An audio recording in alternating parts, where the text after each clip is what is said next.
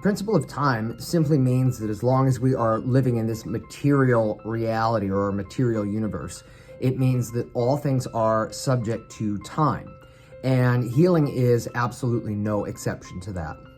I've said this for a long time that we all wish that we were Wolverine. The idea being, okay, yeah, the metal claws, that'd be really cool. But Wolverine's superpower was actually his incredible ability to heal. So he would have a cut and it's like instantly healed, all gone, no problem. And the nature of our what have you done for me lately world and I need everything now, with our computers, with our technology, with our society, it has trained us to a certain degree to become impatient. We want everything instantly. And this is also true when we are experiencing any amounts of healing or health issue. Usually what happens is we get to a point of crisis, we decide, okay, I need to do something about this, I need a resolution right now.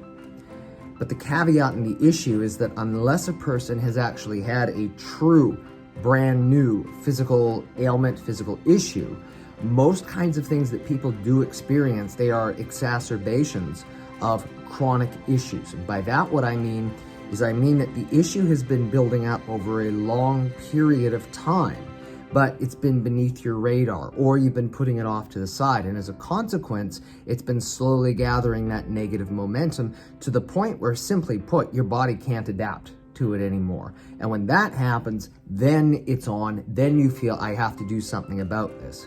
And again, you want that instant resolution. I get it. But the reality, if we are dealing with long-standing issues, is that very seldom can we ever snap our fingers and the problem just simply goes away. Instead, we have to respect that the body is going to need time to be able to heal and to undo all of that. Now, this is a principle that I've learned a long time, and it seems to be, pretty much across the board when it comes to different branches of healthcare and medicine, is that when you're dealing with long-standing issues, as a general rule, it takes 1 month for your body to heal from that for every year that the issue has been there. And it's not uncommon where a person's body, because we are strong, we are resilient, the body is designed to win, that we can actually go 10, 20, 30 years before we finally get to the point where body just says, we can't do this anymore, we've got an issue. Now, in the same breath, what's very important to understand is if a person has, for example, a 20-year-long issue, it does not mean that it's going to take 2 years before you start to experience any improvement whatsoever. What it does mean, though, is you do need to respect, okay, this is not going to be a short-term fix. This is going to be a long-term project. And in terms of general breakdowns, because there always has to be benchmarks, and you have to be reaching those benchmarks no matter what form of care that you are actually doing. One of the best ones that I advocate for people is that you should be getting some kind of functional improvement within 6 to 12 weeks, full stop.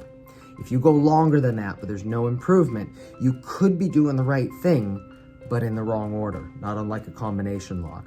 But if you're not even willing to give it a go for 6 to 12 weeks, you haven't given it the good, proper, fair go.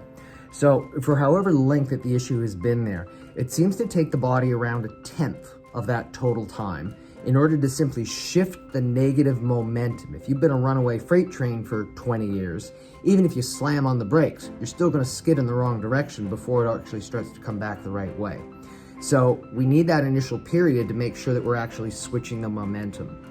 After that, you're going to have a phase of totally approximately about 15% of the time where you're actually noticing, okay, hey, there's actually some stuff changing. You still have ups, you still have downs, but there's change that's occurring. You're going in the right direction.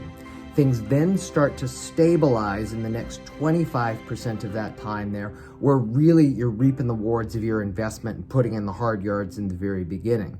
And then in reality, the last 50%, that's more just putting the icing on the cake. Everything is pretty much functioning. You're operating at a really high level.